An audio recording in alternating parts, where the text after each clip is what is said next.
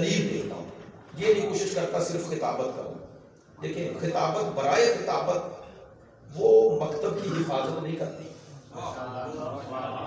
مکتب کی حفاظت کے لیے خطابت وسیلہ ہونا چاہیے، ہدف نہیں.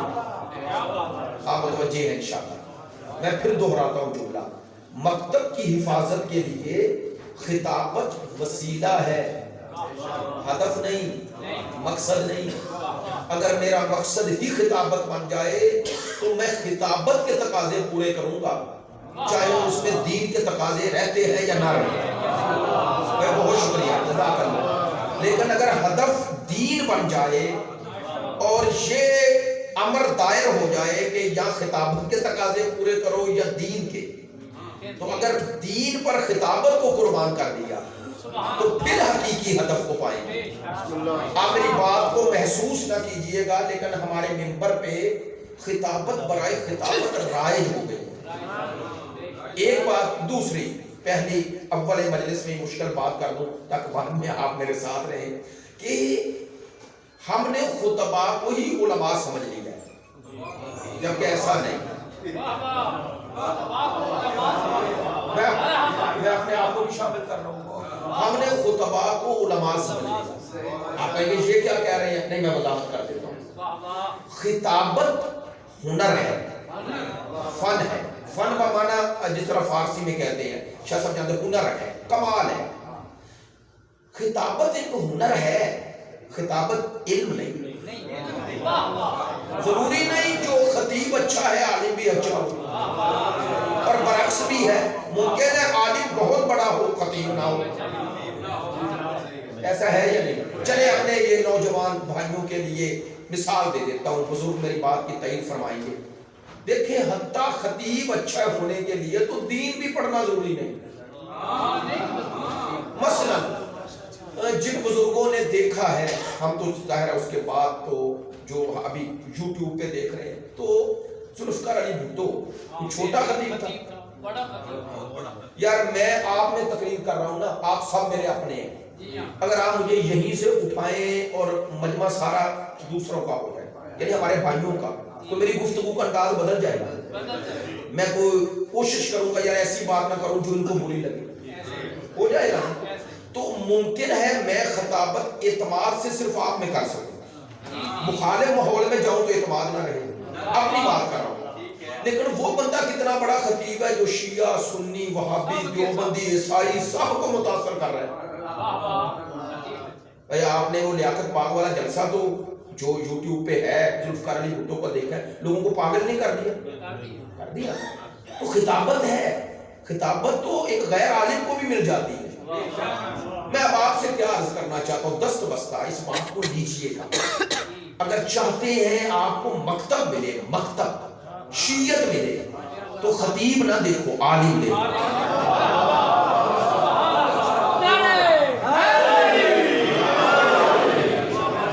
ٹھیک ہے، اچھی بات ہے، خطابت ہونی چاہیے اور یہ سیکھی جا سکتی ہے. بعض خداداد ہوتی ہیں چیزیں، بعض کسبی ہیں. خطابت ایک کسبی چیز ہے، آپ حاصل کر سکتے ہیں، کوئی ایسی شے نہیں ہے. اور میں یہ پچھلے دنوں ایک کلاس تھی لاہور میں، وہاں میں نے عرض کیا کہ ہم نے اپنی زندگی میں دیکھا ہے کہ کئی جب شروع میں کن سے آئے دوست تو اچھے خطیب نہیں تھے، لیکن آج الحمدللہ ہر جگہ. اور البتہ ایک اور بات بھی کہوں گا تاکہ آپ سب بھی میرے ساتھ شامل ہیں. الحمدللہ یہ آخری سالوں میں لوگوں میں ایک شعور آیا ہے، اور یہ شعور حوصلہ افزا ہے. اب لوگ علم کی طرف متوجہ ہوئے ہیں. تو عرض یہ کرنا چاہتا ہوں کہ اگر آپ اس طرح متوجہ ہو گئے تو آپ کی آنے والی نسلیں اور خود ہمیں بھی. دیکھیں انسان غیر معصوم کامل نہیں آتا، کامل بنتا ہے. اور اس کے کمال کی یہ جو سفر ہے نا، یہ زندگی کے آخری دن تک رہنا چاہیے. میں نے کچھ کہہ دیا ہے، کہیں اپنے آپ کو کامل نہ سمجھ لینا. ایسے ہی ہے. تو انسان سیکھے ایک کے جس حصے میں بھی سیکھے، عیب نہیں. کیا پیارا جملہ ہے ابو ریحان بیرونی کا. وہ کہتے ہیں کہ مرنے کے قریب تھے اور ابو علی سینا کے دونوں شیعہ. ابو علی سینا گئے ان کی تیمارداری کے لیے، انہوں نے کوئی فلسفے کا مسئلہ پوچھا. فلسفے کا. ابو علی سینا نے کہا تو مرنے والا ہے اور ہم پوچھ رہے ہیں کیا جملے کہے. کہنے لگا اس لیے پوچھ رہا ہوں چاہتا ہوں جاہل نہ مروں.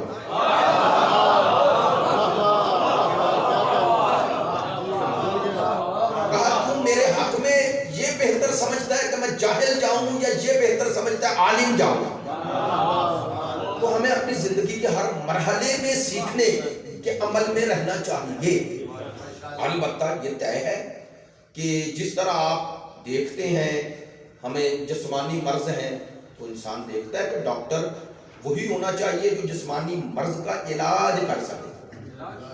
تو اس منبر پہ آنے والے آپ اور میں ایک روحانی اپنی مرض لے کے آتے ہیں, مشکلات لے کے آتے ہیں یا نہیں؟ ہماری مشکلات ہے زندگی میں, ہم ان مشکلات سے نکلنا چاہتے ہیں. تو ایسا ہونا چاہیے جو واقع ڈاکٹر ہو, یعنی یہاں کا ڈاکٹر ہو. اب کیا کروں, آج باتیں ہی ایسی ہو گئی اور آپ انشاءاللہ یاد رکھیں گے اور دعا دیں گے. اب میں نے آپ سے چونکہ مزاج سے آشنا ہوں, آپ ناراض نہیں ہوں گے. ڈاکٹر اور مریض میں فرق ہوتا ہے یا نہیں؟ دیکھیں آپ جائیں نا مریض بن کے ڈاکٹر کے پاس, اگر ڈاکٹر آپ سے کہہ دے جی کون سی دوائی دینی ہے, آپ سے پوچھے آپ لیں گی نہیں دوائی. اگر آپ کو شعور ہے کیوں نہیں لیں گے دوائی؟ ماشاءاللہ آپ کہیں گے ڈاکٹر تو ہے, تو تشخیص کر میرے مرض کو ختم کرنے والی دوائی کون سی ہے. اگر میں اپنے مرض کا علاج کر سکتا ہوتا تو تیرے پاس کیوں آتا؟ بات میں توجہ ہے. ہاں مریض اور ڈاکٹر میں فرق تب پتا چلتا ہے جب ڈاکٹر یہ نہ دیکھے کہ میرے مریض کو کیا پسند ہے, کیونکہ وہ خیر خواہ ہے. وہ یہ نہیں دیکھتا کہ اسے پسند کیا ہے وہی دے دوں, وہ یہ دیکھتا اس کے مرض کو دور کون سی شے کرے. مثال دیتا ہوں, انسان کو شوگر ہو جائے تو وہ ڈاکٹر آپ کا خیر خواہ جو کہے جی کھاؤ, چینی کھاؤ, میٹھا کھاؤ, یا وہ جو کہے نہیں کھا سکتے, آپ کہیں گے یار جو میرے مرض کے مقابل کہہ رہا ہے وہی خیر خواہ ہے. حالانکہ میرا اور آپ کا دل چاہتا ہے میٹھا کھائیں, لیکن وہ اجازت نہیں دیتا. کیوں؟ اس لیے کہ وہ میرا خیر خواہ ہے, وہ اپنے تقاضے کو پورا کر رہا ہے. ڈاکٹر ہونے کے معذرت کے ساتھ یہی کہتا ہوں, اسی لیے اللہ نے, لو بھائی میں نے کوئی بے محل بات نہیں کیا, میرے ساتھ بھی ہو جائیں گے اور دلیل بھی مل جائے گی. اسی لیے شیعہ مکتب میں امام وہاں سے آتا ہے, آپ پہنچ گئے, یہاں سے نہیں بنایا جاتا. چونکہ مریضوں کا علاج کرنے والا ایک ایسا ہونا چاہیے جو خود کبھی اس مرض میں مبتلا نہ ہو. اب میں اشارہ ہی کروں گا جن بزرگان کی تاریخ میں نظر ہے اور آزما بھی لوں گا. اگر کوئی ڈاکٹر بن کے آ جائے اور آ کر لوگوں سے کہے اگر سیدھا چلوں تو ساتھ چلنا, اور اگر ٹیڑھا ہو جاؤں تو سیدھا کر دینا, پتا چلا یہ ڈاکٹر نہیں, یہ مریضوں کی طرح مریض ہے. جو اب جملہ کہہ رہا ہوں, امت میں یہ جو سارے مرض ہیں یہ اس لیے ہیں کہ امت نے اللہ کے بنائے ہوئے حکیم نہیں لیے ہیں.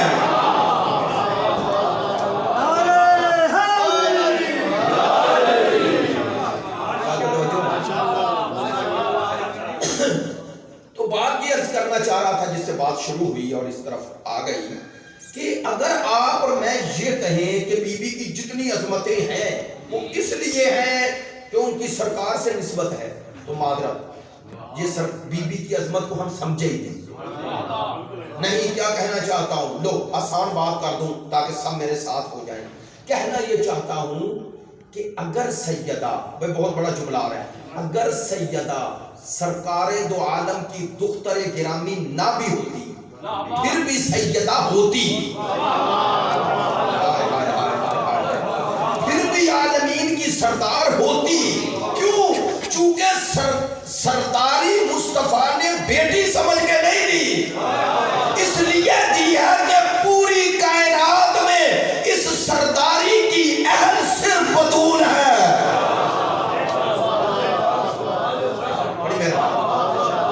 اس لیے دی ہے. چلے الحمدللہ بات تو پہنچ گئی ہے, لیکن ایسی دلیل دے جاؤں کہ جو آسان لفظوں میں پہنچ جائے.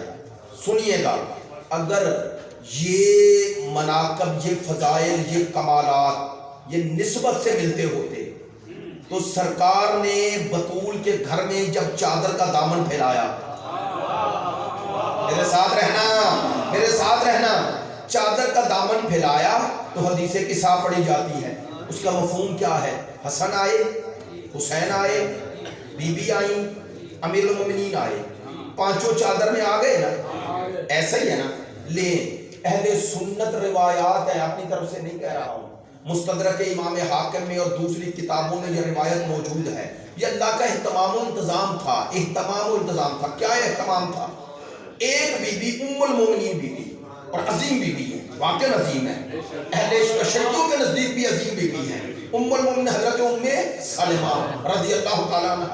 آپ جانتے ہیں کہ اتنی عظیم بی بی ہے کہ امام حسین کی شہادت کی خبر سرکار نے خود اس بی بی کو دی عاشور کے دن خواب میں آ کر۔ تو سنیے گا، اتنی عظیم بی بی اور اللہ کا اہتمام دیکھیں۔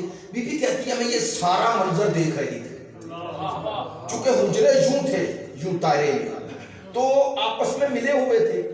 بی بی کہتی ہے جیسے ہی سرکار بی بی کے گھر میں گئے میں بھی پیچھے چلی گئی، اور کہتی ہے میں دور سے دیکھ رہی تھی، چادر کا دامن پھیلایا ہے یمنی چادر بی بی سے لے کر، اور یہ چاروں حسنیاں آ گئی۔ کہتی ہے میرے کان میں صدا آ رہی تھی سرکار کی، اللہم ہؤلاء اہل بیتی، یا اللہ یہ میرے اہل بیت ہیں، میرے ساتھ رہنا۔ اب بی بی بھی سن کے یہی سمجھی کہ اہل بیت کا ذکر ہو رہا ہے تو میں بھی چلی جاؤں، اٹھی اور قریب آئی اور چادر کا دامن تھاما اور اٹھایا، ایسے روایت کے الفاظ ہیں، اور سلام کیا اور کہا یا رسول اللہ ادخلو، یا رسول اللہ میں بھی داخل ہو جاؤں۔ سرکار نے بلا تشبیہ چادر کا دامن تھاما اور کھینچا، خلق عظیم کے مالک نے۔ سرکار کی پوری حیات طیبہ میں کوئی عمل ایسا نہیں جو انسانی وقار اور توقیر کے منافی ہو، ایسا ہی ہے نا۔ تو اتنی عظیم ہستی چادر کا دامن کھینچا، کھینچ کے کہا انت علی خیر، آپ خیر پر ہیں، لیکن انت زوجتی ہؤلاء اہل بیتی، آپ میری زوجہ ہیں، یہ اہل بیت طہارت ہیں۔ نہیں اب توجہ ہوئی، بتا رہے تھے اس چادر میں کوئی بیوی بیٹی نواسہ بن کے نہیں آیا، چونکہ آج رشتوں کا اعلان نہیں ہونا، آج عصمت کا اعلان ہو رہا ہے۔ آج اس چادر میں وہی آئے گا جس کی نسبت ادھر سے پہلے ادھر ہو۔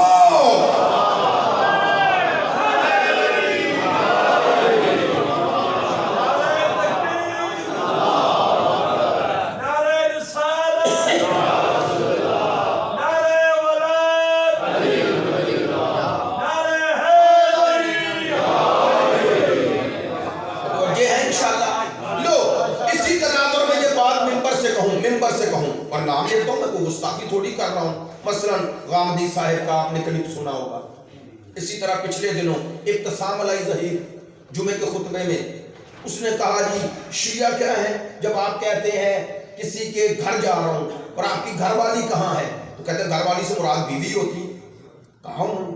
اور غامدی صاحب نے کہا کہ یہ تو انڈرسٹوڈ بات ہے کہ اہل بیت میں بیویاں شامل ہیں۔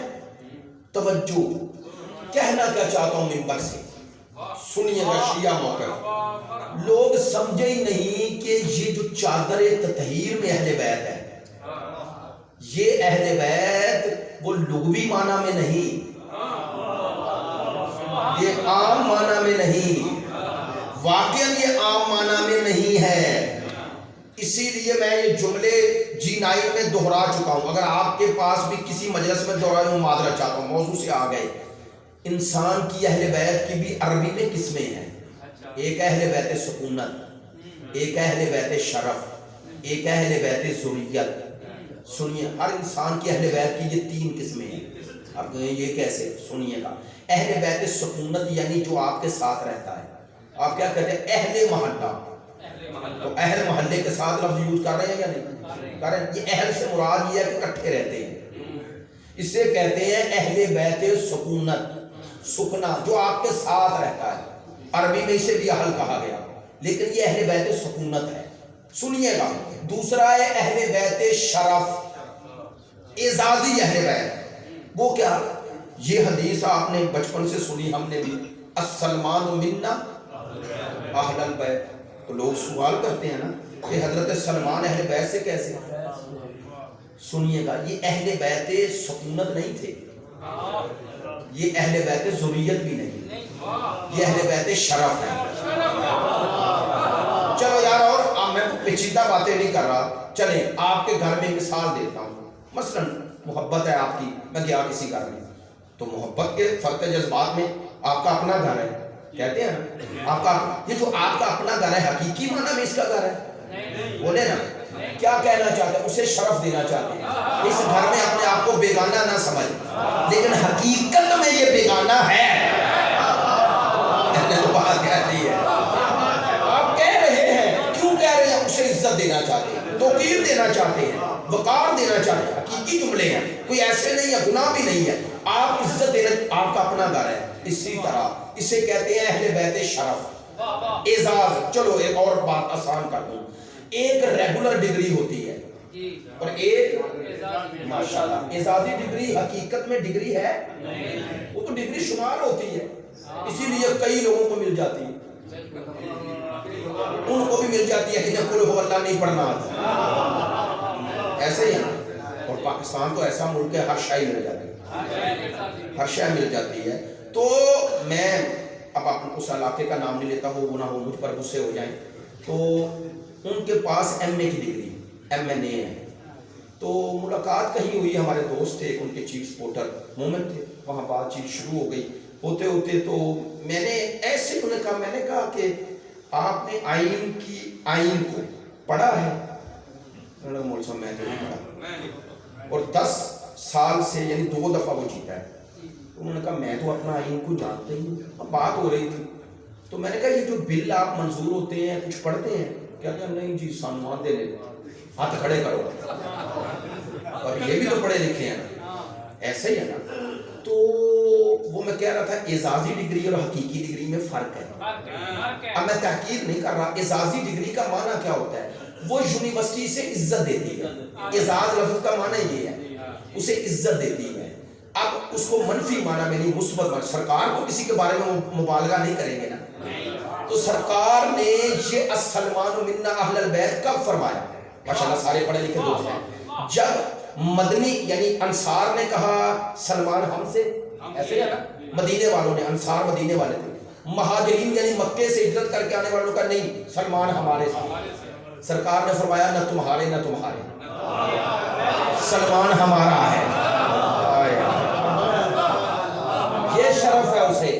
چلے ایک مثال بڑی خوبصورت دی سید محمد دہلوی نے، ان کی کتاب پڑھ رہا تھا، بڑی خوبصورت مثال ہے، وہ زیادہ آپ کو قریب کرے گی. وہ کہتے ہیں آپ لوہا لیں، لوہا اسے آگ میں ڈال دیں، 1 گھنٹے بعد نکالیں تو اسے چھو لیں گے؟ وہ لوہا کیا کرے گا؟ آگ جلائے گا. جلانا اس لوہے کا کام ہے، کس کا کام ہے؟ تو یہ لوہا کیوں جلا رہے ہیں؟ آپ کہیں گے اس لیے کہ اس لوہے نے آگ کے اثر کو اپنے پہ غالب کر دیا.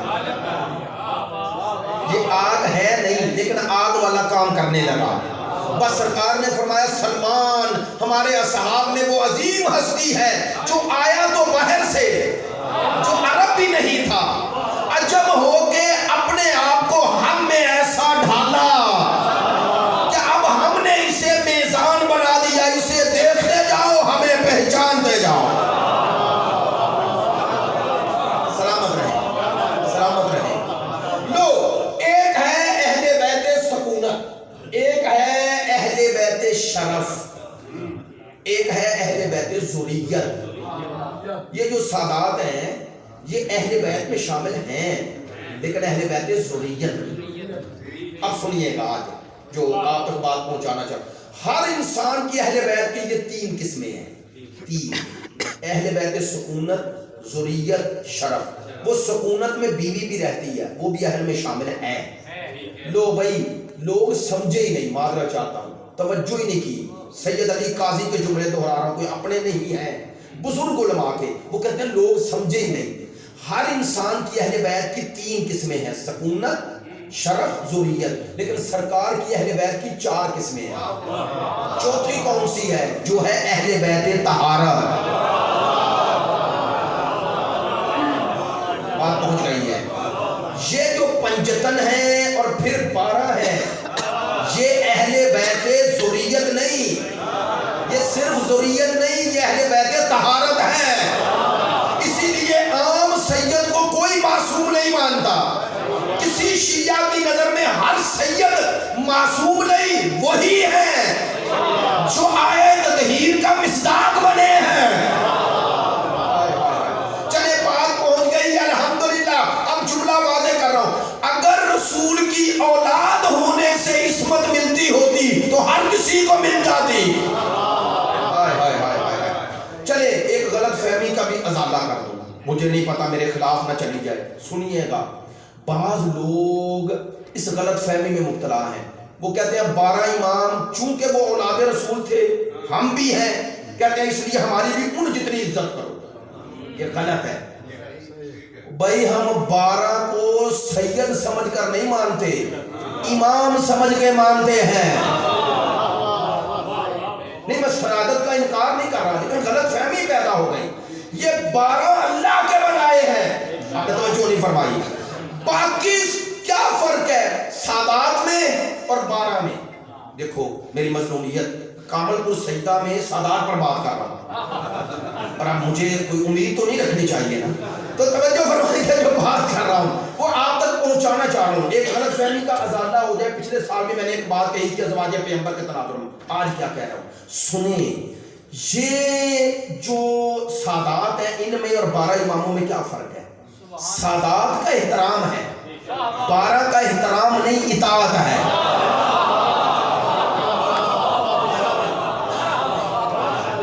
احترام اور اطاعت میں فرق ہوتا ہے. احترام ہے اس لیے کہ نسبت ہے، لیکن اطاعت نہیں.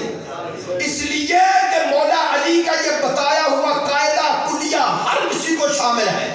مولا سے پوچھا گیا کہ ماں باپ ہیں، ان کی اطاعت واجب ہے. اگر ماں باپ ایسا حکم دے جو خدا کے مخالف ہو، تو میرے مولا نے فرمایا اللہ کی نافرمانی میں مخلوق کی اطاعت نہیں ہوتی. آپ کو پتا ہے یا نہیں؟ تو اللہ سے اگر ماں باپ بھی ٹکرائے تو ماں باپ چھوڑنا، اللہ کو نہیں. میں نے بات کہہ دی ہے. کیوں؟ چونکہ یہ ماں باپ اللہ نے بنائے ہیں. وہی کہہ رہے ہیں میرے مقابل آئے تو چھوڑ دینا. اچھا یہی جو اللہ نے کہا نا میرے مقابل آئے تو ان کو چھوڑ دینا، یہی مصطفیٰ کے لیے ہے. بات اس تناظر میں آ گئی ہے. النبی اولی بالمؤمنین من انفسہم، نبی مومنوں کی جان سے زیادہ برتری رکھتے ہیں، اولویت رکھتے ہیں، حق رکھتے ہیں. کیا معنی؟ معنی یہ ہے جو کام میں اپنے لیے نہیں کر سکتا، مثلا میں چھت پہ چڑھوں اور چھلانگ مار دوں اور مجھے پتا ہو چھلانگ کے نتیجے میں دنیا سے چلا جاؤں گا تو حرام ہے. تو میں اپنی جان کو ضائع نہیں کر سکتا. کیوں نہیں کر سکتا؟ اگر کوئی کہے میری جان ہے جیسے مرضی کرو، یہی تو دلیل ہے کہ میری نہیں. اب کیا کروں؟ سیدہ کے عنوان سے مجالس ہیں، آپ بھی سن رہے ہیں، ہماری مائیں بہنیں بیٹیاں بھی سنتی ہیں. یہ جملہ کہہ رہا ہوں، یہ جملہ اللہ سے بغاوت ہے کہ میرا جسم میری مرضی. اسلام میں میرا کچھ ہے ہی نہیں، جو ہے اس کا ہے. جو کچھ ہے اس کا ہے، ہمارا نہیں ہے. بھائی ہم نے اپنے آپ کو، بڑی پیاری بات آئی، ہم نے اپنے آپ کو خود پیدا نہیں کیا، کسی نے پیدا کیا. تو جس نے پیدا کیا سب کچھ اس نے دیا ہے. جو ہو گئی لو، جو کام میں اپنے لیے نہیں کر سکتا آپ اپنے لیے نہیں کر سکتے. جس کی مثال دی ہے، پتہ ہے سرکار کو کیا حق ہے؟ سرکار کہہ دینا اس چھت سے چھلانگ لگاؤ تو نہ لگانا حرام ہے. آپ متوجہ ہیں، باتیں ایسی ہی کرنی چاہیے. متوجہ ہیں، جلدی میں جملہ دوں گا. سرکار کہہ دینا، بندہ بیٹھا ہوا ہو، سرکار کہہ دے، ولایت ہے سرکار کہہ دینا اٹھ کے چلے جاؤ تو بیٹھنا حرام. سرکار بندہ جا رہا ہو، سرکار کہے واپس آ جاؤ تو جانا حرام. مجھے نہیں پتا آپ متوجہ ہیں یا نہیں. سرکار اگر کہہ دے میری محفل سے اٹھ جاؤ تو بیٹھنا حرام.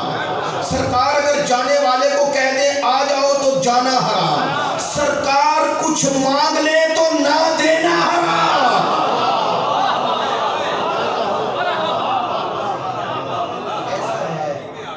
یہ ولایت اللہ نے دی ہے سرکار کو، اللہ نے. اور یہ ولایت سرکار کے بعد کسے ملی؟ من کن تو مولا ہو. یہ 12 کی ولایت اللہ کی ولایت ہے، وہ کسی نسبت سے نہیں، وہ اللہ کے نمائندے ہیں. تو چلو یہ ساری بات اس کے ساتھ ریلیٹڈ ہو جائے. جو 12 کے لیے ہے وہی بی بی کے لیے ہے. میں نے جملہ جلدی میں کہہ لیا.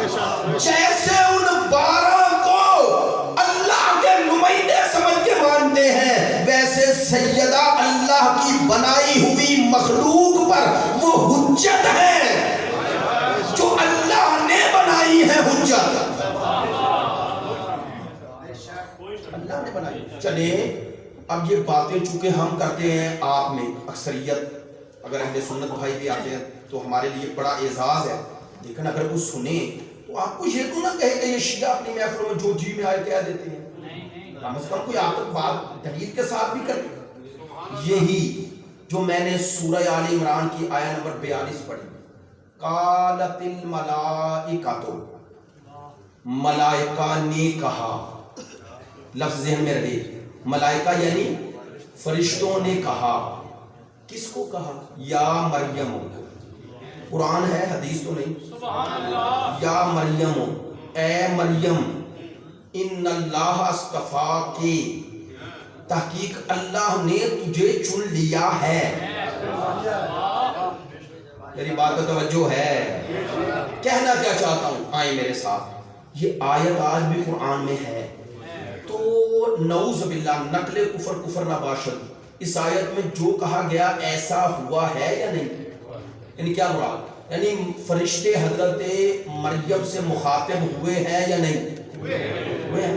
اور انہوں نے اللہ کی طرف سے یہ خبر دی ہے نا، کیونکہ لفظ آیت کا بھی یہ ہے، یا مریم ان اللہ اصطفیٰ، تحقیق اللہ نے تجھے چنا. تو یہ واسطہ تھے نا درمیان میں، اللہ کی خبر دے رہے تھے حضرت مریم کو کہ تجھے اللہ نے چنا.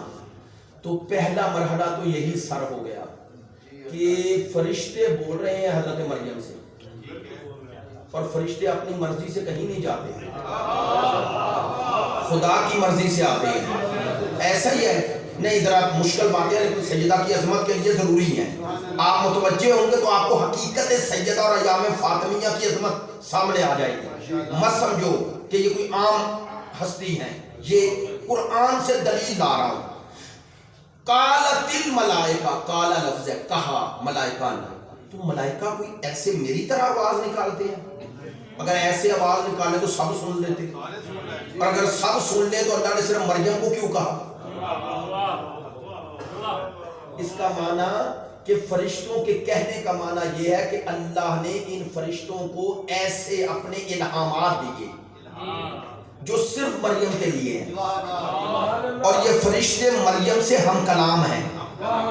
سنیے گا اور دلیل لے کے جائیے گا. بول کے بتائیں 1,24,000 نبیوں میں کوئی خاتون نبی ہے؟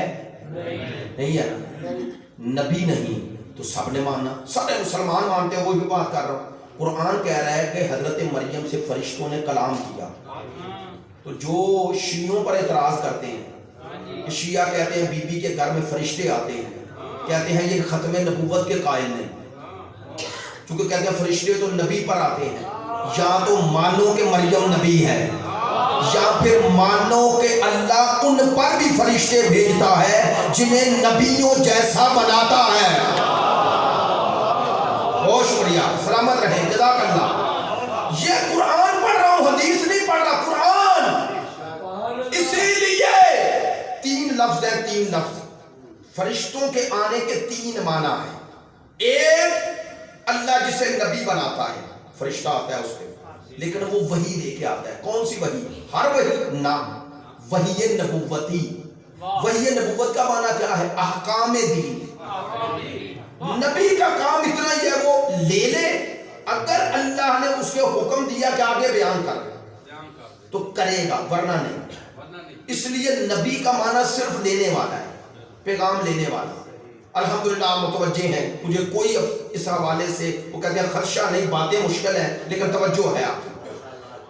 نبی صرف پیغام لیتا ہے، اس سے اگلا مرحلہ ہے وہ کیا؟ وہ ہے رسالت۔ اللہ جسے احکام دیتا ہے شریعت کی شکل میں اسے کہتا ہے بیان کر۔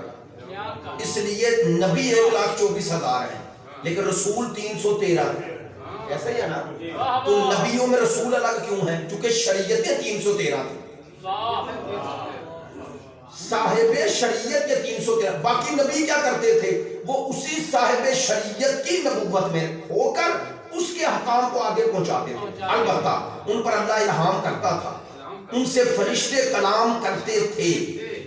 جس کو صرف پیغام پہنچا دیا جائے وہ نبی ہے، جس کو کہا جائے آگے پہنچا وہ رسول ہے۔ ان دو کے علاوہ ایک ہستی ہے جو نہ نبی ہے نہ رسول لیکن فرشتوں سے کلام کرتا ہے، اسے کہا جاتا ہے محدث۔ محدث نہیں، دال کے نیچے زیر نہیں، دال کے اوپر زبر، محدث۔ اسی سے بی بی کا نام ہے محدثہ۔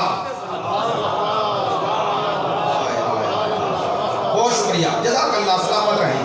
بھئی بی بی کا ذکر ہے، ہمیں آگے بڑھنا ہے۔ 10 دن کا عشرہ رکھا ہے سادات نے، تو یہ تھوڑے رکھا ہے کہ روزانہ صرف کتابت دکھا دی جائے۔ باتیں آگے بڑھیں تو بی بی کے کوئی نئے پہلو تو کھلتے آئے نا۔ بی بی کا ایک لقب ہے محدثہ۔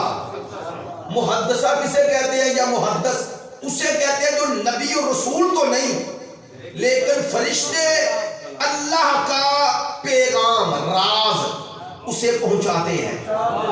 میں کچھ کہہ رہا ہوں، یعنی یہ نبی و رسول نہ ہو کر بھی یہ محرم اسرار خداوندی ہے۔ یہ اسرار الہی اللہ اسے دیتا ہے، نبی نہیں، رسول نہیں، لیکن اللہ اسے بھی، میں بہت بڑا جملہ پھر کرنے دوں، اللہ اس لیے اس پر الہام کرتا ہے فرشتوں کے ذریعے۔ خدا چاہتا ہے کہ اس نے پاکیزگی کی اس منزل پہ فائز ہے جو میں چاہتا تھا۔ اگر یہ اتنی پاکیزہ نہ ہوتے تو میں نبی اور رسول نہ بنا کر بھی نبی اور رسول والا کام نہ کرتا۔ میرے بات کا توجہ ہے؟ محدث، اور اسی سے بی بی، چونکہ ہو جائے گا مؤنث ہو جائے گا نا، محدثہ۔ بی بی کا ایک لقب ہے محدثہ، کیوں ہے؟ چونکہ سرکار کے وصال کے بعد، سرکار دو عالم کے وصال کے بعد، اصول کافی میں روایت ہے، 40 دن تک متواتر بی بی پر اللہ کی طرف سے جبرائیل نازل ہوتے رہے۔ اب رات مجھے پتا چلا، تقریر ریکارڈ بھی آپ کر رہے ہیں، اگر لائیو بھی دے رہے ہیں، چونکہ لوگ غلط معنی لیتے ہیں، ممبر سے کہہ رہا ہوں، نبی پر جو وحی آتی ہے وہ وحی نبوتی ہے۔ جو غیر نبی پہ آئے گی وحی اسے بھی کہا گیا۔ وحی بمعنی الہام ہے، وحی بمعنی جو اللہ اپنے راز کی بات جسے چاہتا ہے اس کے دل میں ڈال دیتا ہے۔ اگر کوئی دلیل پوچھے تو ہم یہی آیت پڑھیں گے، سورہ آل عمران کی آیت نمبر 42۔ قرآن کہہ رہا ہے قالت الملائکۃ، ملائکہ نے کہا یا مریم، اے مریم بتاؤ، حضرت مریم کو چننے کا ذکر ہو رہا ہے، استفا کے، تجھے اللہ نے چن لیا۔ چنا ہے تو کیوں؟ وطہرا کے، چونکہ تجھے چنا، میرا جملہ ضائع نہ ہو، چونکہ تجھے چنا اس لیے چنا کہ تو پاک ہے۔ پتا چلا اللہ کی نظر میں ہر کسی کو اللہ نہیں چنتا، اسے ہی چنتا ہے جسے پہلے پاک و پاکیزہ بنائے۔ بس بات ختم ہو رہی ہے، سمیٹ رہا ہوں۔ اس 3 آیات تھی، پڑھنا چاہتا اسی پر ایک آیت پر ایک مجلس چاہیے، لیکن سن رہے ہیں آپ تو بس سمیٹ رہا ہوں۔ اللہ نے چنا، استفا کے کہا، فوراً بعد میں کہا وطہرا کے، اور تجھے پاک رکھا، پاک بنایا نہیں۔ حضرت مریم پاک تھی یا نہیں تھی؟ نا، سننا، اللہ نے چننے کا ذکر کیا۔ لو ہمارا جو نظریہ ہے وہ چھوڑو، مسلمان بتائیں اللہ نے ملائکہ کے ذریعے جو خبر حضرت مریم کو دی کہ تجھے چنا، تو گویا مان رہے ہیں اللہ کے مصطفیٰ بندے غیر نبیوں میں بھی ہیں، وہ نبی نہیں لیکن اللہ انہیں نبیوں کی طرح چنتا ہے۔ آج بات پہنچ جائے۔ خدا نے سورہ آل عمران کی آیت نمبر 42 میں یہ جو آیت اتاری، ہر مسلمان اس آیت پر ایمان رکھتا ہے۔ آئیں آج نتیجہ دے رہا ہوں۔ اللہ نے کہا اے مریم تجھے چنا، وطہرا کے تجھے پاک رکھا، وصطفیٰ کے علی نساء العالمین، اور تجھے پوری عالمین کی عورتوں پر چنا۔ سن لینا یہ تینوں منصب قرآن میں حضرت مریم کے ذکر ہوئے ہیں۔ حضرت مریم کا جتنا بھی مقام ہمارے لیے بھی معزز، لیکن یہ تو سوال ہے نا، حضرت مریم امت مصطفیٰ میں شامل نہیں ہے؟ شامل بنی اسرائیل میں ہے نا؟ لو حوالہ دے دیتا ہوں تاکہ بات صرف میری نہ رہے۔ علامہ فخر الدین رازی، بڑی مہربانی آپ نے متوجہ رہے، میں نے باتیں ذرا تھوڑی عام نگر سے ہٹ کے کی، پہلے کہہ دیا تھا۔ علامہ فخر الدین رازی نے کیا خوبصورت استدلال کیا۔ وہ فرماتے ہیں خدا قرآن میں فرماتا ہے کنتم خیر امت، تم امت خیر ہو، یعنی ہم سب۔ خیر کا معنی کیا؟ برتر، بہتر۔ کن سے بہتر؟ گزشتہ امتوں سے، ایسا ہی ہے نا؟ اچھا بول کے بتائیے گا، باتیں اس طرح کی منبر سے ہوتی نہیں لیکن آپ متوجہ ہیں۔ اللہ نے کہا تمہیں امت خیر بنایا، سب سے برتر، بہتر، بلند امت۔ آسان کر رہا ہوں، بولیے گا یہ جو امت برتر بنی، بہتر بنی، یہ کس کی وجہ سے بنی؟ ماشاءاللہ، جزاک اللہ، سرکار کی بدولت نا۔ تو سرکار کو اللہ نے جس امت میں بھیجا، اس امت کو بھی عام امت نہ رہنے دیا۔ کہا تمہارا مقابلہ گزشتہ امتوں سے اگر کیا جائے تو تم افضل ہو، خیر لفظ ہے، برتر ہو۔ تو یہ برتری کس کے وسیلے سے مل گئی؟ سرکار کے۔ عجیب ہے، سرکار جس امت میں آئے وہ امت دوسری امتوں سے سرکار کے وسیلے سے افضل ہو جاتی ہے، اور جس کے بارے میں سرکار کہے یہ مجھ سے اور میں اس سے ہوں۔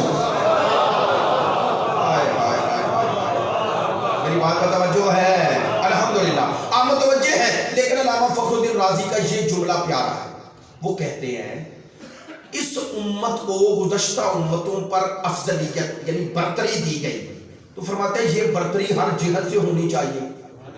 ہر جہت سے مراد کیا؟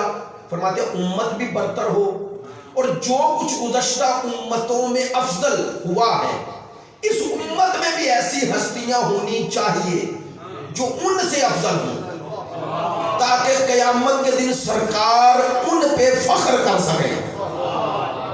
یعنی ایسی باتیں بھی سنا کریں، توجہ فرمائیں گے۔ وہ کہتے ہیں کہ اگر یہ قاعدہ کلیہ ہم نے مان لیا کہ اس امت میں ایسی ہستیاں ہونی چاہیے جیسی گزشتہ امتوں میں تھی اور ان سے افضل ہونی چاہیے، تو وہ فرماتے ہیں اگر یہ امت ان امتوں سے افضل ہے تو کہتے ہیں ان امتوں میں مریم ہیں، اور اللہ نے کہا ہے مریم کو اپنے زمانے کی عورتوں کی سردار بنایا ہے۔ فرماتے ہیں اگر مریم کی سرداری قیامت تک رہے تو عیسائی یہاں بھی اور حضرت مریم اور حضرت عیسیٰ کی امت وہاں بھی ہمارے نبی کے مقابلے پہ اس پہلو سے فخر کر سکتی ہے کہ تمہاری امت میں مریم جیسی نہیں ہے۔ آج بات پہنچ جائے۔ فرماتے ہیں اسی لیے میں کہتا ہوں امت محمد میں بھی ایک فخر مریم بی بی ہونی چاہیے۔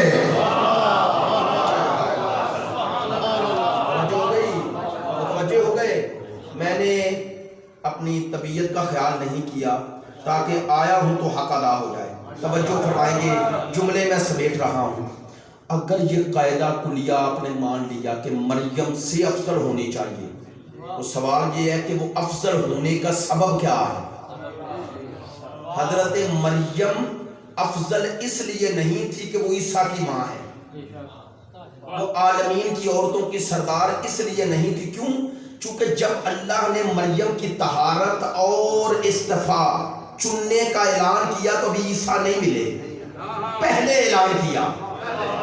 ایسا ہی ہے، اس کا معنی ہے کہ عیسیٰ کی وجہ سے یہ سیادت نہیں ملی، مریم میں یہ کمالات تھے۔ وہ کمالات کیا تھے؟ وہ تھا طہارت، وہ تھا صداقت۔ کاش میری باتیں پہنچ جائیں۔ اللہ نے یہاں طہارہ کے کہا، دوسری آیت میں کہا امہ صدیقہ، کہ ان کی ماں صدیقہ تھی، حضرت عیسیٰ کی۔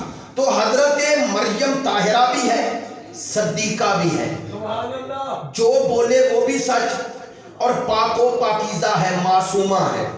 توجہ، تیسرا برتری کا معیار ہے تقوی۔ جب حضرت مریم جا رہی تھی نا بیت المقدس کی طرف، خدا کہہ رہا ہے، قرآن پڑھ رہا ہوں، کوئی حدیث نہیں ابھی تک پڑھی، فَتَمَثَّلَ لَهَا بَشَرًا سَوِيًّا۔ اللہ کہتا ہے میں نے جبرائیل کو تمثل، انسانی شکل میں بھیج دیا۔ جیسے ہی مریم نے دیکھا، کہنے لگی اگر تو متقی ہے تو میں تجھ سے خدا کی پناہ مانگتی ہوں۔ علماء کہتے ہیں بی بی نے اپنے تقوی کا اعلان کیا ہے، کہا چونکہ میں متقی ہوں میں کبھی تیری طرف متوجہ بھی نہیں ہوں گی، اور فرمایا تو بھی اگر متقی ہے تو کوئی ایسا خیال نہ لانا۔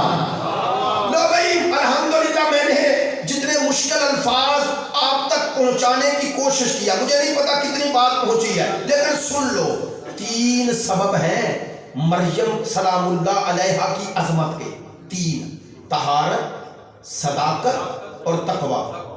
ایسا ہی ہے نا؟ لو، اسی لیے بی بی افضل ہے مریم سلام اللہ علیہا سے۔ کیوں افضل ہے اور کیسے؟ مقام طہارت مریم اور بی بی کا کیا ہے؟ سیدہ میں اور حضرت مریم میں مقام طہارت افضل کیسے ہے؟ ایک ہی جملہ کہنا ہے، مریم کے مقام طہارت کا اللہ نے اعلان کیا تو اکیلی مریم کا کیا، کا طہارہ کے تو پاک ہے، لیکن بطول کی طہارت کے اعلان کے لیے مصطفیٰ اور مرتضیٰ کو ساتھ ملایا۔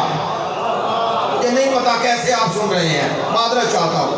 حضرت سرکار دو عالم اور امیر المومنین کو ساتھ ملایا، اور اللہ نے قرآن میں کیا کہا؟ انما یرید اللہ لیذھب عنکم۔ یہ جو عنکم کا اللہ کا خطاب ہے یہ سب کو ہے، کن کو؟ جو چادر میں ہے۔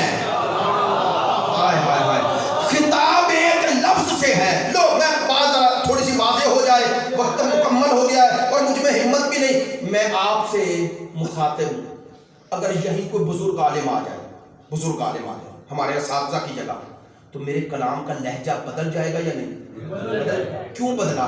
اس کی وجہ سے پتا چلا جیسا سامنے آ جائے، خطاب کرنے والا اپنے مخاطب کو دیکھ کر کلام کو بدل لیتا ہے۔ تو اگر میں اور آپ بدل لیتے ہیں تو جب اللہ خطاب کرے، یہ جو چادر میں ہے، مجھے نہیں معلوم، یہ جو چادر میں ہے، اگر اللہ کی نظر میں پنجتن کا مقام طہارت ایک نہ ہوتا تو اللہ پنجتن کو ایک جگہ جمع نہ کرتا۔ لو نتیجہ لے لو، میں نے دلیل دے دی بھائی، جو مقام طہارت رسول کا ہے وہی بطول کا ہے۔ اب کہہ رہا ہوں جس سے رسول افضل اس سے بطول افضل۔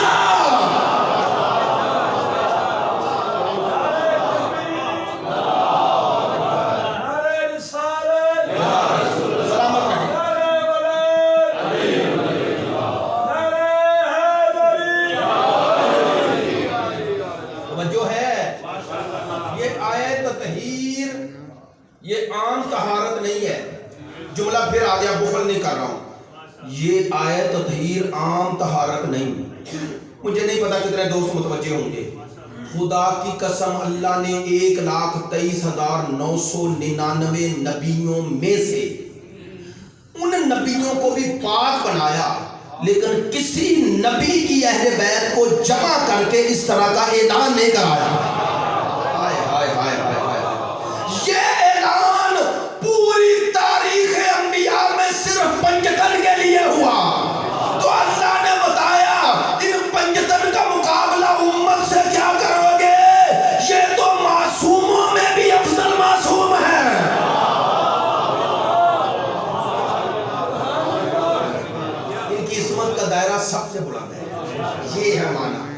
حضرت مریم طاہرہ ہے اور بی بی کا مقام طہارت وہی ہے جو رسول کا ہے. آئے آئے آئے. یعنی سرکار کا اور بی بی کا مقام طہارت ایک ہے. اگر بات واضح نہیں ہوئی، اگر بی بی کا اور سرکار کا مقام طہارت ایک نہ ہوتا تو مصطفیٰ کبھی نہ کہتے جس پہ تو راضی اس پہ میں راضی، جس پہ تو غضبناک بطول اس پہ میں غضبناک. مقام طہارت مثل رسول. ایک ہی جملہ، ایک جملہ میرے ساتھ رہے. مقام صداقت مثل رسول. اب اس کی تو وضاحت کی بھی ضرورت نہیں. بی بی کا مقام صداقت رسول والا ہے یا نہیں؟ سرکار دو عالم والا ہے یا نہیں؟ آپ کہہ رہے ہیں ہے. میں آپ کی زبان بن جاتا ہوں، آپ سب کو معلوم ہے. اگر بی بی کا مقام صداقت مثل رسول نہ ہوتا تو مباہلہ میں پورے مدینے سے صرف ایک بی بی نہ جاتی. یہ مباہلہ میں لو توجہ فرمانا، مباہلہ رسول کے گھر میں ہوا، جان بوجھ کے سوال کرا. مدینے کی گلیوں میں ہوا، مسجد نبوی میں ہوا، کہاں ہوا؟ میدان میں. اور رسول ان چاروں کو اپنے ساتھ لے گئے. تو جب لے جا رہے تھے تو سب دیکھ رہے تھے یا نہیں؟ دیکھ رہے تھے. آپ نے روایت پڑھی ہے، چلو آپ کو بتا بھی دیتا ہوں. آپ یہی آیا مباہلہ کے ضمن میں تفسیر کوثر ڈاؤن لوڈ کر کے نیچے پڑھ لیجئے گا. جب ان کے وہ بڑے وہ پاپ نے دیکھا نا بلندی سے تو کہنے لگا ان سے مباہلہ نہ کرنا. انی ارا وجوہن، کہنے لگا میں ایسے چہرے دیکھ رہا ہوں، اگر پہاڑ کو حکم دے تو چلنا شروع کر دے. یہ اس کے الفاظ ہیں. تو بتائیں بی بی کا مقام صداقت مثل رسول ہے یا نہیں؟ اچھا معذرت کے ساتھ بالکل بغیر تمہید کے بات چھوڑنا چاہ رہا ہوں، لیکن پھر بات کوئی آ جاتی ہے، ایک جملہ آپ تک پہنچ جائے. میں جان بوجھ کے ایسا سوال کر رہا ہوں.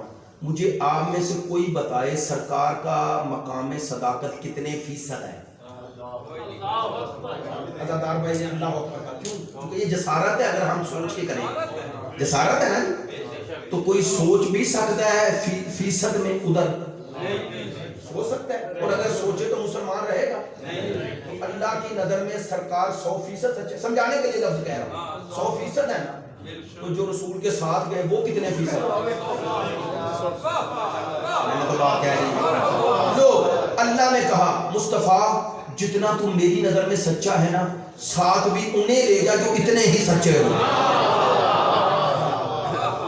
الحمدللہ بات پہنچ گئی ہے.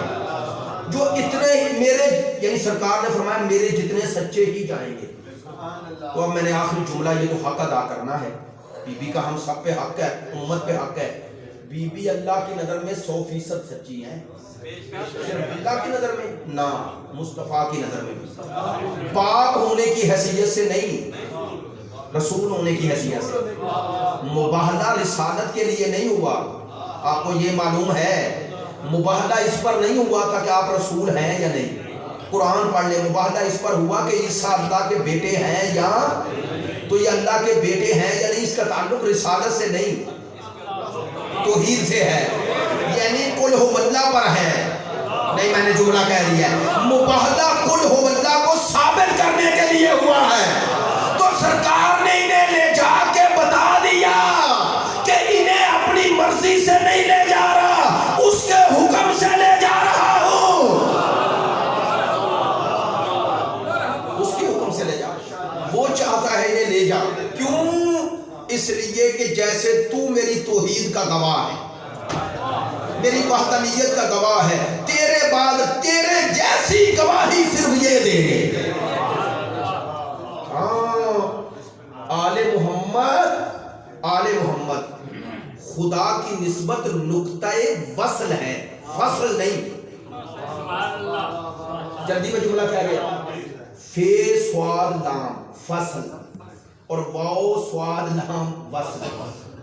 فصل کا معنی ہوتا ہے جدا کرنا، وصل کا معنی ہوتا ہے جوڑ دینا.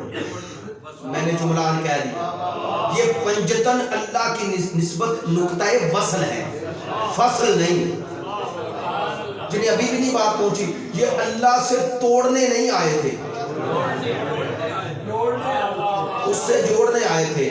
اور سخت جملہ کہوں تاکہ آپ اور چپ ہو جائیں، کہوں گا اور اپنی جان بوجھ کے کہوں گا، یہ اللہ بننے نہیں آئے تھے، یہ نقطہ وصل ہیں، فصل نہیں۔ کیا مراد؟ سنیے گا، جنہوں نے آل محمد کو نقطہ وصل سمجھا انہوں نے کبھی انہیں خدا نہیں کہا۔ وہ دیکھ رہے تھے جو ادھر آ رہا ہے ادھر سے آ رہا ہے، میں تو بات کہہ رہا ہوں۔ وہ ان کی انگلی کے اشارے سے صرف چاند کا دو ٹکڑے ہونا نہیں دیکھ رہے، وہ ان کا جھکتا ہوا سر بھی دیکھ رہے ہیں، میں نے تو بات کہہ رہی ہے۔ ان کی نظر صرف انگلی کے اشارے پہ نہیں، جھکنے والے سر پر بھی ہے۔ وہ جانتے ہیں جو انگلی کے اشارے سے کیا یہ ولایت ہے، اور جو جھک کر سمجھایا وہ عبادت ہے۔ تو بتایا ہمارا رشتہ اس سے مقابلے کا نہیں، عبدیت کا ہے۔ ہم تمہیں باغی بنانے نہیں آئے، اللہ کا بندہ بنانے آئے ہیں۔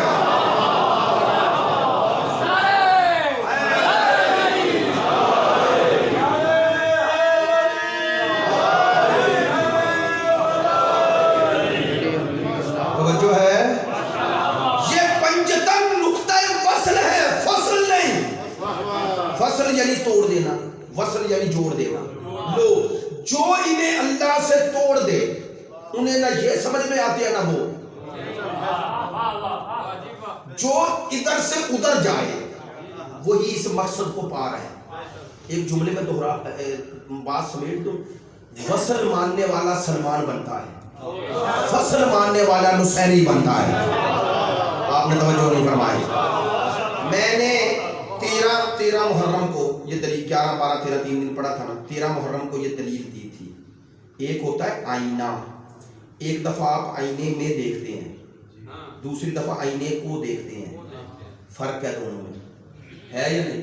مثلا آئینے میں دیکھو تو اپنا چہرہ نظر آئے گا، اور آئینے کو دیکھو تو اسے دیکھو گے۔ بول کے بتائیے گا، پیچیدہ سوال نہیں۔ آئینہ فائدہ تب دیتا ہے کہ اس میں دیکھو یا اس کو دیکھو؟ اس میں دیکھو۔ اس کو دیکھو گے تو عام شے ہو جائے گی، اس میں دیکھو گے تو پتا چلے گا یہ کس لیے ہے۔ بس وہی لوگ گمراہ ہو گئے جنہوں نے ان کو دیکھا، ان میں نہیں دیکھا۔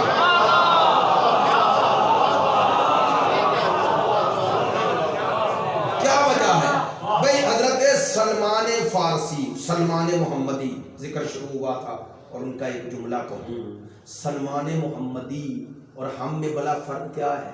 یہ فرق ہے میں اور آپ فضائل اور معجزات سنتے ہیں، وہ دیکھ رہے تھے، تو دیکھنے والے کا یقین زیادہ ہوتا ہے سننے والے کی نسبت، ایسا ہی ہے۔ اچھا، حضرت سلمان نے سارے معجزات دیکھے، اور بہار کا وہ واقعہ بڑا کہتے ہیں کہ ایک وجد میں آ جاتا ہوں جب بھی پڑھتا ہوں۔ بہار الانوار میں یہ واقعہ موجود ہے۔ حضرت سلمان فارسی بلا تشبیہ یوں بیٹھے ہوئے ہیں، مولانا کا قریب آؤ، مدینے میں قریب آئے، ہاتھ تھاما، کہنے لگے سلمان آنکھیں بند کریں۔ آنکھیں بند کی، کھولی تو دیکھا کسی اور جہان میں۔ کہنے لگے اتنا کیف یا علی، وہ جو پریشانیاں تھی ختم ہو گئی، میرے ذہن میں ایک سکون، اطمینان آ رہا ہے، کیف محسوس کر رہا ہوں۔ آپ اچھی جگہ پہ جائے تو طبیعت کیف محسوس کر، 2-3 دفعہ کہا، آگے پوچھا یا علی یہ کون سی جگہ ہے؟ مولانا نے فرمایا جنت کا پہلا درجہ، یہ اس جہان میں تمہیں لے آیا ہوں، تو یہ جنت کا پہلا درجہ ہے۔ یہ کہا اور ہاتھ چھوڑا۔ کہنے لگے سلمان اگر یہ جگہ تجھے پسند آ گئی ہے تو رہ جا، میں ادھر کا بھی امام ہوں، رہ جا سننا سلمان کیوں سلمان ہے۔ کہنے لگے یا علی آپ یہاں ہیں؟ فرمایا نہیں، اس نے مجھے زمین کے لیے بنایا، میں ادھر ہی جاؤں گا۔ سنیں گے سلمان ہاتھ جوڑ کے کہتا مولا میری جنت یہ نہیں، میری جنت آپ ہیں۔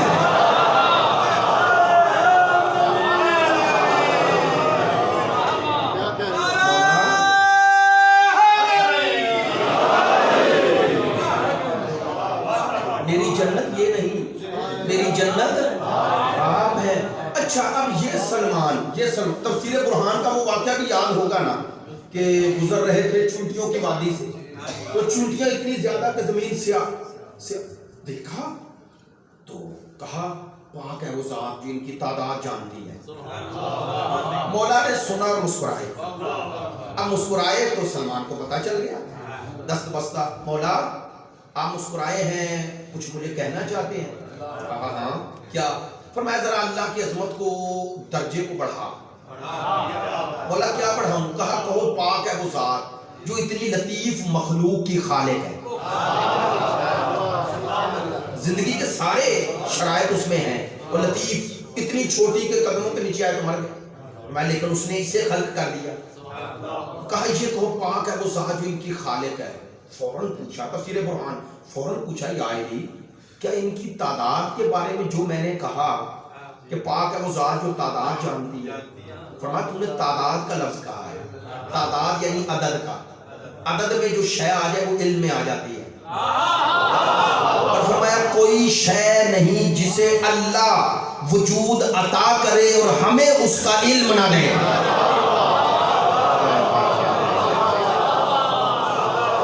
کل شیء احصیناہ فی امام مبین۔ مولا نے فرمایا تو نے پوچھا تو بتا دیتا ہوں۔ یہ اسرار تھے سلمان کے لیے، اسرار تھے۔ کہنے لگے سلمان یہ صرف یہ نہیں کہ ان کی تعداد جانتا ہوں، اگر تو سوال کرے تو یہ بھی بتا دوں گا ان میں نر کتنے ہیں۔ اچھا یہ سارے واقعات بچپن سے ہم سنتے آ رہے ہیں، سوال یہ ہے سلمان اتنا کچھ دیکھ کر بھی علی کو خدا نہیں کہہ رہا۔ علی اللہ کہا علی اللہ تو پھر اسے معرفت نہیں ہے۔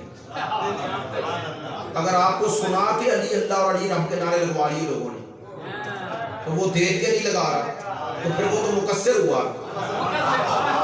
اب کاش آج واجد بخاری صاحب ہوتے تو میں انہیں بتاتا کہ کون مقصر ہے۔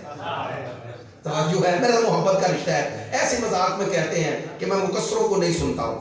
میں نے کہا جس دن آپ کو مقصر کا پتہ چل گیا اس دن آپ انہیں نہیں سنیں گے جنہیں سمجھ رہے ہیں۔ توجہ فرمائیں، جو ولایت کا دائرہ محدود کرے ہے وہ مقصر ہے، جو دین و دنیا دونوں کا علی کو ولی مانے وہ مقصر نہیں ہوتا۔ میں نے جملہ تو کہہ دیا ہے، نہیں جو علی اور ولی اللہ پڑھ کر پہلے علی سے لے کے آخری علی تک ان کے دشمنوں کے سامنے سر نہ جھکائے وہی حقیقی شیعہ ہے۔ جو ولایت و خدا کے دشمن ہیں،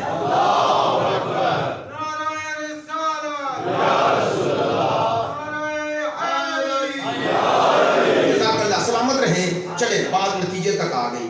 سوال تو باقی ہے نا کہ سلمان یہ سب کچھ دیکھ کر بھی مولا کو کیوں خدا نہیں کہہ رہا؟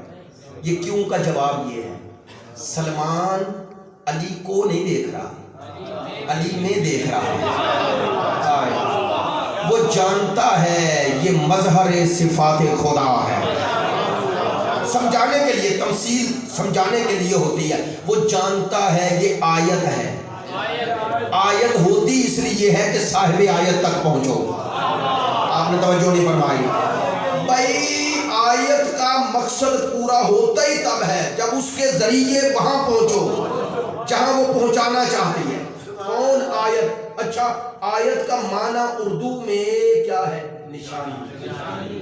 نشانی تو نشانی دو طرح کی ہے، ایک الیکٹرانک ہے، ابھی ہم آئے ہیں نا یا آپ بھی جاتے ہیں سڑکوں پہ لکھا اٹک اور یوں تیر کا نشان ہے، وہ تیر کا نشان کیوں تھا اٹک کے پہلے؟ نشان ہے نا، اس کا مقصد کیا ہے؟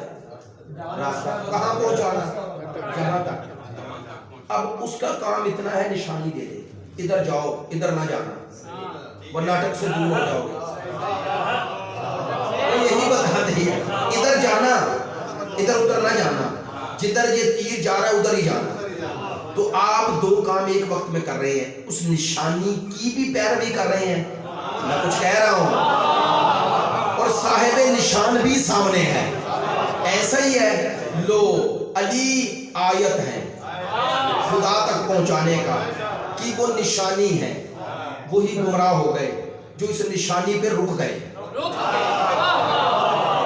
اگر میرے انتہائی محترم ہے تنویر نقوی صاحب مجھے لے کے آئے, اگر وہ جہاں تیر کا نشان تھا وہیں رک جاتے اور وہاں ہم مل کر فضائل پڑھنا شروع کر دیتے کہ کیا نشان ہے, کیا خوبصورت نشان ہے, تو آپ انتظار ہی کرتے رہ جاتے ہیں نا. تو قصور میرا ہے یا نشان کا ہے؟ ہمارا ہے نا, چونکہ نشان کا جو کام تھا وہ لے ہی نہیں رہے. لو علی کے باوجود بھی گمراہ وہ ہوئے ہیں جنہوں نے علی سے وہ کام نہیں لیا جس کے لیے اللہ نے بنایا ہے.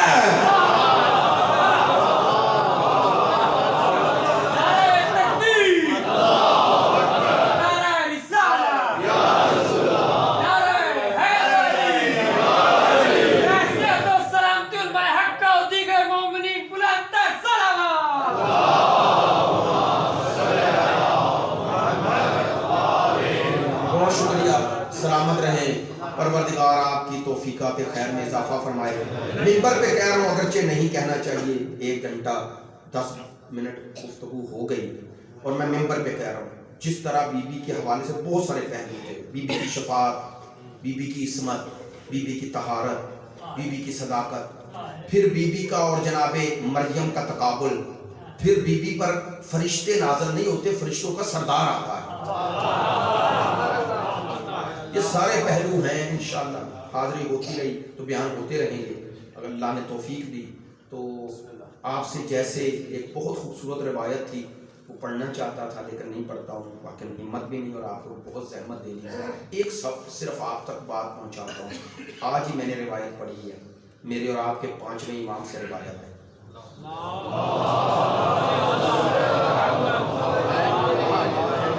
امام محمد باقر علیہ السلام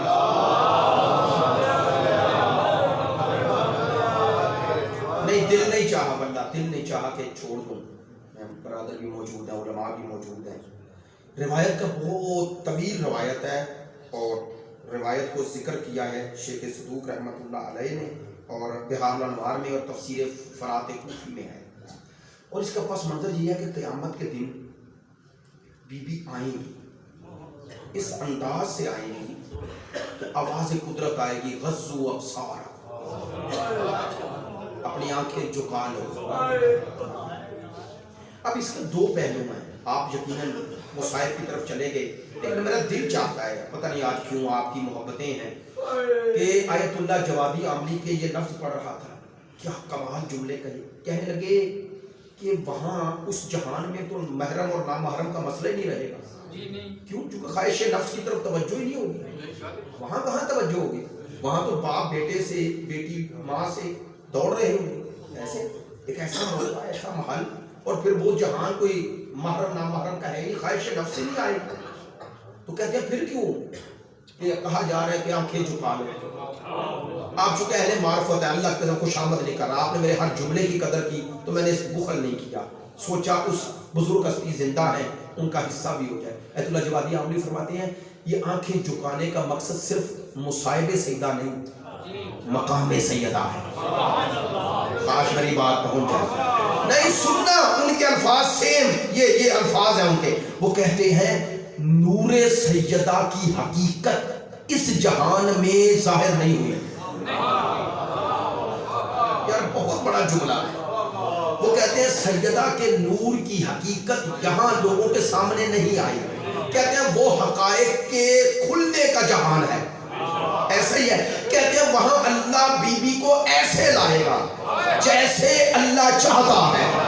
تو کہتے ہیں کوئی آنکھ اس قابل نہیں ہوگی کہ وہ نور زہرا کو دیکھ سکے.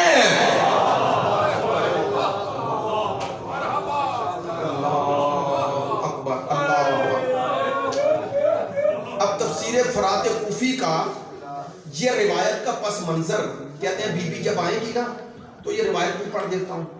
کہتے ہیں فیقول اللہ یا بنت حبیبی, خدا کی آواز آئے گی. بی بی جب عرش پہ پہنچے گی, عرش کے درمیان بی بی مخاطب ہوگی, آواز قدرت آئے گی, یا بنت حبیبی, اے میرے حبیب کی بیٹی.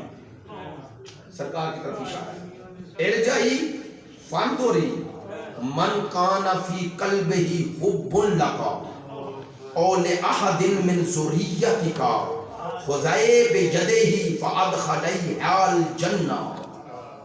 آواز قدرت آئے گی بطول آج تیرا دن ہے، آج تیرا دن ہے، آج تیرا دن ہے. کیا مانا؟ آواز قدرت آئے گی میری حبیب کی بیٹی آج تیرا دن ہے، اس لیے نظر کر میدان محشر میں جس کے دل میں تیری محبت ہے بس نہ، اور تیری اولاد کی محبت ہے.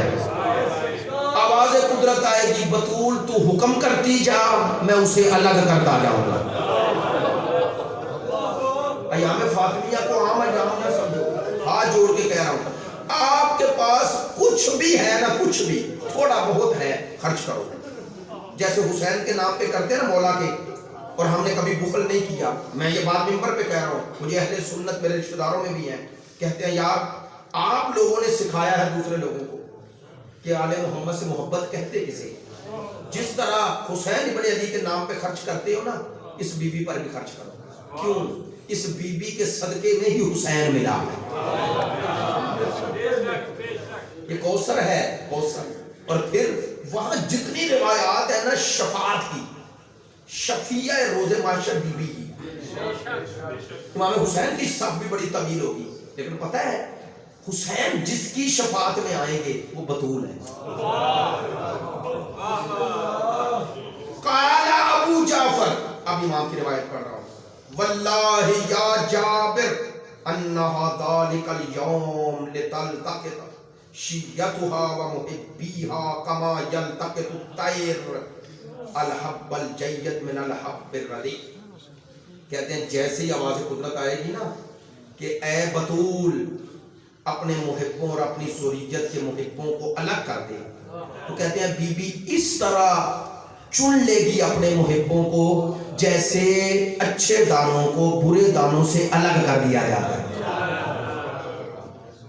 سیدات تیری عظمت پہ قربان. اب علامہ مجلسی لکھتے ہیں، چلے آپ متوجہ ہیں تو میں نہیں کہتا اور کچھ.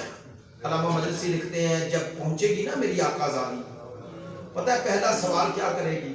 کہے گی مجھے حسین دکھا. کتنی محبت ہے بطول کو حسین سے، کتنی محبت ہے. خدایا مجھے میرے بیٹے دکھا، کتاب میرے پاس ہے. اور یہ تو آپ کی محبت ہے، آپ اس جملوں پہ رو رہے ہیں اور واقعی گریے کا موقع ہے.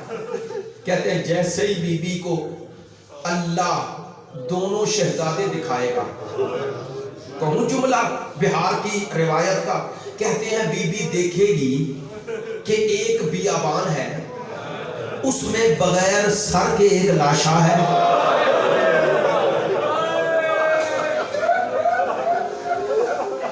بی بی کہے گی خدایا میرے حسین کا قصور کیا تھا؟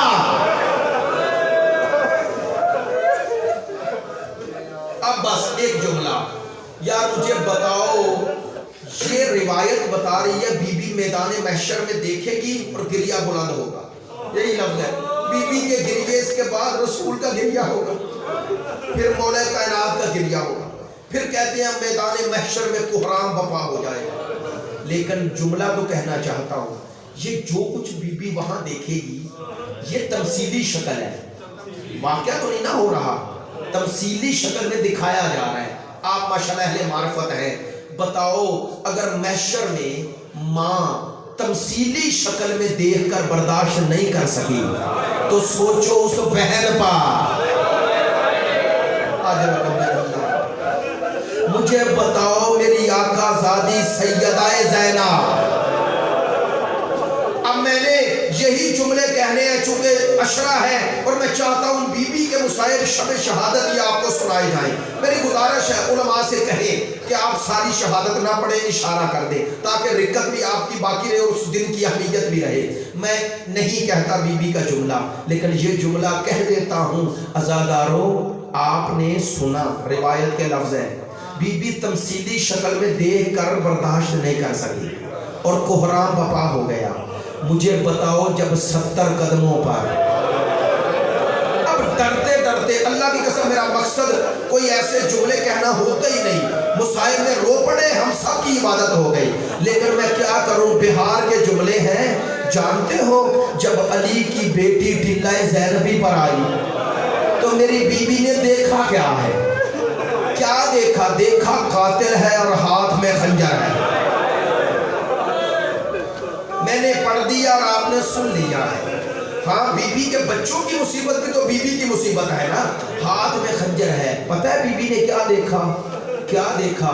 اس ملعون نے خنجر زمین پہ رکھا، ہاتھ جوڑ کر، سخت جملے ہیں روایت کے، کہتے ہیں اس ملعون نے 2 کام ایسے کیے کہ علی و بطول کی بیٹی 70 قدموں پہ تڑپی۔ پتہ ہے کیا کیا؟ خنجر رکھا اور ایک دفعہ نجس ہاتھ اٹھایا۔ سادات مومنین معافی چاہتا ہوں، ہاتھ اٹھایا اور ہاتھ نیچے آیا۔ بس اتنا ہی پڑھوں نا، ہمت نہیں ہے، اللہ جانے کہاں ہاتھ آیا۔ بہن تڑپی، نہیں یہی ظلم ختم ہو جاتا تو میری آقا زادی کو شاید صبر آ جاتا۔ میں اب روایت پڑھ دوں گا، مانا نہیں کروں گا۔ ایک کام اپنے نجس ہاتھ سے کیا جو علی و بطول کی بیٹی دیکھ رہی تھی، پتہ ہے اس نے دوسرا کام کیا کیا؟ خنجر رکھا ہوا تھا، وَوَضَعَ رِجْلَيْهِ عَلَى صَدْرِ الْحُسَيْنِ، اس نے اپنا نجس قدا ایسی جگہ رکھا، بطول کی بیٹی تڑپی، یہاں قدم نہ رہا، اس جگہ کو کبھی رسول بوسے دیتا ہے۔